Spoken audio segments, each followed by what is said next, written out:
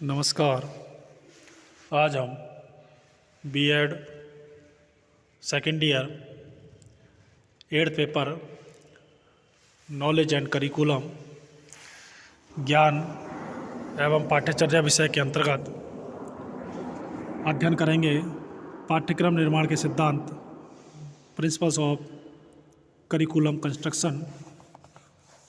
किसी भी समाज के लिए शिक्षा के पाठ्यक्रम का निर्धारण करने में दार्शनिक, मनोवैज्ञानिक, सामाजिक व वैज्ञानिक विचारधाराओं, सामाजिक मूल्यों, सोशल वैल्यूज, विश्वासों और परंपराओं व राजनीतिक विचारधाराओं आदि कारकों की बहुत भूमिका होती है। दार्शनिक विचारधारा के अनुसार पाठ्यक्रम का निर्माण समाज के उद्देश्यों के अनुरूप किया जाना चाहिए। वैज्ञानिक विचारधारा के अनुसार पाठ्यक्रम के निर्माण के समय सबसे अधिक बल बालकों की रुचि, रुझान व योग्यता पर दिया जाना चाहिए। वैज्ञानिक आधार पर संगठित पाठ्यक्रम के निर्माण की वैज्ञानिक प्रकृति के विकास पर बल दिया जाना चाहिए। भारत एक डेमोक्रेटिक या जनतंत्र या लोकतंत्र राज्य होने के कारण पाठ्यक्रम के निर्धारण में जनतंत्रीय आदर्शों का समावेश किया जाना प्रायः अपेक्षित होता है।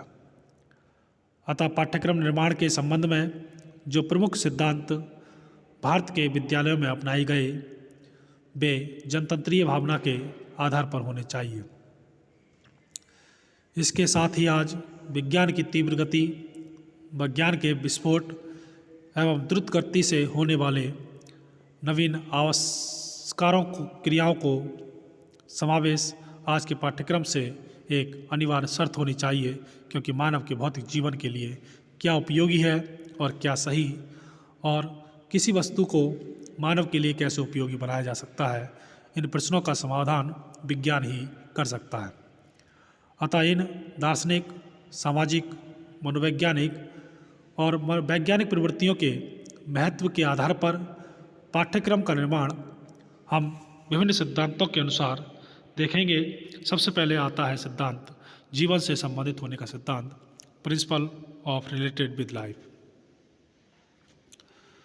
पाठ्यक्रम निर्माण का सबसे महत्वपूर्ण सिद्धांत यह है कि पाठ्यक्रम में उन विषयों, क्रियाओं और वस्तुओं को शामिल किया जाए जो बालक के भावी जीवन से व वर्तमान जीवन से संबंधित होने के साथ साथ उसके लिए उपयोगी भी हो। बालक को उन्हीं विषयों के अध्ययन करने से जीवन में सफलता मिल सकती है जो उसकी वर्तमान रुचियों, आकांक्षाओं और योग्यताओं के अनुरूप हों। उनके पाठ्यक्रम के अंतर्गत वर्तमान जीवन से संबंधित ऐसी विषय सामग्री व क्रियाएं हों जिनका अध्ययन करके वे अपने जीवन की समस्याओं को अच्छी तरह समझकर सुलझा सकें। पाठ्यक्रम के जीवन में असंबंधित पाठ्यवस्तु और क्रियाएं होने पर भावी जीवन के लिए उनका कोई उपयोग नहीं होता है। दूसरा सिद्धांत है शैक्षिक उद्देश्यों से अनुरूपता का सिद्धांत, principle of conformity with the AIIMS of education. शिक्षा के उद्देश्यों को पाठ्यक्रम के द्वारा ही प्राप्त किया जा सकता है। अतः पाठ्यक्रम का निर्माण करते समय शिक्षा के उद्देश्यों को निश्चित कर लेना चाहिए, क्योंकि समय व परिस्थितियों के अनुसार शिक्षा व सामाजिक उद्देश्यों में परिवर्तन होता रहता है। इसलिए पाठ्यक्रम में उन्हीं विषयों और क्रियाओं का समावेश होना चाहिए जो शिक्षा के उद्देश्यों के अनुकूल हों। वर्तमान समय में शिक्षा का उद्देश्य बालकों का शारीरिक, मानसिक, सामाजिक, सांस्कृतिक व चारित्रिक विकास करने के साथ साथ उन्हें किसी उद्योग अथवा उत्पादन कार्य में निपुण करना भी है। अतः पाठ्यक्रम के निर्माण में इनके विकास हेतु ध्यान रखा जाना चाहिए। यदि पाठ्यक्रम को अपनाने के बाद भी छात्र अपनी आवश्यकताओं की पूर्ति नहीं कर सकते हैं तो इससे शैक्षिक उद्देश्यों की प्राप्ति में भी बाधा पड़ सकती है। अगला सिद्धांत आता है बाल केंद्रित शिक्षा का सिद्धांत, principle of child centred education. पाठ्यक्रम बाल केंद्रित शिक्षा के सिद्धांत पर अर्थात बालकों की रुचियों, आवश्यकताओं, क्षमताओं, योग्यताओं, मनोवृत्तियों, वृद्धि और आयु के अनुकूल होना चाहिए, क्योंकि सभी विद्यार्थियों की रुचियाँ, आवश्यकताएं व योग्यताएं एक समान नहीं होती हैं। अतः पाठ्यक्रम का निर्माण करते समय विद्यार्थी की रुचियों, आवश्यकताओं व योग्यताओं को ध्यान में रखा जाना चाहिए, ताकि प्रत्येक विद्यार्थी उस पाठ्यक्रम को अपनाकर अपना विकास कर सके। शिक्षा का केंद्र बिंदु विद्यार्थी होता है, इसीलिए शिक्षण अधिगम प्रक्रिया विद्यार्थी के इर्द गिर्द घूमना चाहिए। पाठ्यक्रम छात्रों की रुचियों व आवश्यकताओं को पूरा करने वाला होना चाहिए, जिससे छात्रों को पाठ्यक्रम का पूरा लाभ मिल सके व वे एक निश्चित स्तर की शिक्षा ग्रहण करने के बाद ज्ञान को भली प्रकार अर्जित कर सकें। अगला सिद्धांत आता है विविधता एवं लचीलापन का सिद्धांत, principle of variety and flexibility. पाठ्यक्रम में विविधता और लचीलेपन की आवश्यकता इसलिए भी है जिससे उसे छात्रों की रुचियों, योग्यताओं, विभिन्नताओं, दृष्टिकोणों, मनोवृत्तियों और आवश्यकताओं के अनुकूल बनाया जा सके। बालकों पर अनुपयुक्त विषयों को लादने का प्रयत्न नहीं करना चाहिए, इससे उनमें निराशा की भावना उत्पन्न होती है, साथ ही सामान्य विकास की भावना में बाधा पड़ती है। अगला आता है अवकाश के सदुपयोग का सिद्धांत, principle of proper use of leisure. पाठ्यक्रम इस प्रकार बनाया जाना चाहिए कि वह छात्रों को कार्य व अवकाश दोनों के लिए प्रशिक्षित करें। इसलिए अध्ययन के विषयों के साथ साथ पाठ्यक्रम में अन्य क्रियाओं को भी ध्यान देना चाहिए, जैसे खेलकूद, सामाजिक और सौंदर्यात्मक क्रियाएं आदि।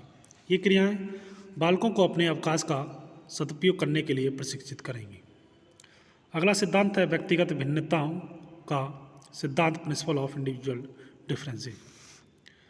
मनोविज्ञान या साइकोलॉजी ने आज यह सिद्ध कर दिया है कि बालकों में व्यक्तिगत विभिन्नताएं, इंडिविजुअल डिफरेंसेस पाई जाती हैं।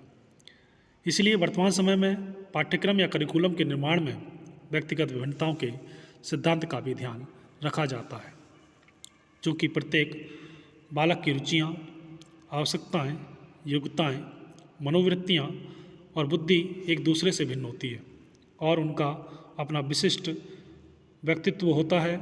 इसीलिए सभी के लिए एक समान पाठ्यक्रम की अवधारणा उपयुक्त नहीं है। अतः व्यक्तिगत विभिन्नताओं का ध्यान अवश्य रखा जाना चाहिए। अगला सिद्धांत है सामुदायिक जीवन से संबंध का सिद्धांत, principle of relationship with community life. पाठ्यक्रम का सामुदायिक जीवन से स्पष्ट संबंध होना चाहिए। पाठ्यक्रम को इस जीवन की महत्वपूर्ण विशेषताओं की व्याख्या होनी चाहिए व छात्रों को इसकी कुछ महत्वपूर्ण क्रियाओं के संपर्क में लाना चाहिए। इसका अर्थ यह है कि पाठ्यक्रम में उत्पादक कार्यों को महत्वपूर्ण स्थान देना चाहिए, क्योंकि यह कार्य व्यवस्थित मानव जीवन का आधार है। इसके अतिरिक्त पाठ्यक्रम स्थानीय आवश्यकताओं और परिस्थितियों को ध्यान में रखकर बनाना चाहिए। अगला सिद्धांत आता है उपयोगिता का सिद्धांत, प्रिंसिपल ऑफ यूटिलिटी। इसके अनुसार पाठ्यक्रम में उन्हीं विषयों को स्थान दिया जाना चाहिए जो बालकों के भावी जीवन में काम आ सकें। नन का मानना है कि मनुष्य अपने बच्चों को केवल ज्ञान के प्रदर्शन के लिए व्यर्थ की बातें सिखाना नहीं चाहता है, बल्कि यह चाहता है कि बालकों को ऐसी बातें सिखाई जाएं जो जीवन के लिए उपयोगी हों। क्या उपयोगी हैं और क्या अनुपयोगी, यह समय विशेष की विचारधारा निश्चित करती है।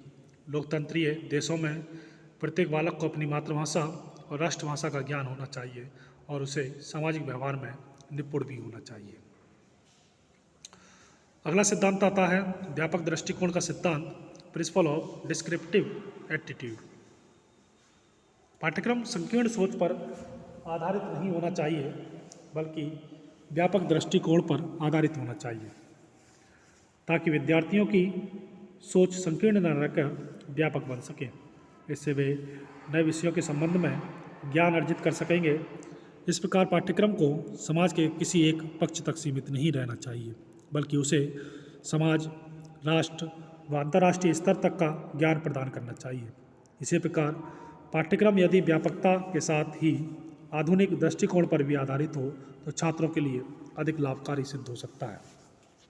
अगला है डेवलपमेंट ऑफ ऑर्गेनाइजेशन या संगठन का विकास। पाठ्यक्रम में छात्रों को विभिन्न विषयों का ज्ञान प्रदान किया जाना चाहिए। एक अच्छे पाठ्यक्रम में सभी विषयों का संगठन होना अति आवश्यक है, क्योंकि प्रत्येक विषय का उद्देश्य विद्यार्थी का संपूर्ण विकास करना होता है। जब सभी विषयों को संगठित करके अध्यापक द्वारा कक्षा में पढ़ाया जाता है तो इसमें शिक्षण अधिगम प्रक्रिया टीचिंग लर्निंग प्रोसेस प्रभावी बन जाती है। इससे शिक्षार्थी अधिगम में अधिक रुचि दिखाते हैं और आसानी से उस ज्ञान को प्राप्त कर सकते हैं। अगला आता है रचनात्मक एवं सृजनात्मक शक्तियों के उपयोग का सिद्धांत, principle of utilising creative and constructive power.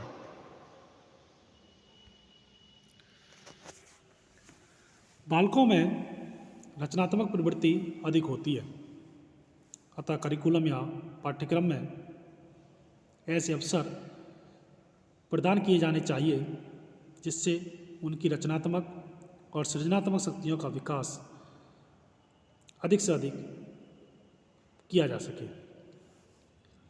इसके लिए बालकों को प्रोत्साहित भी किया जाना चाहिए और उचित निर्देशन प्रदान करना चाहिए।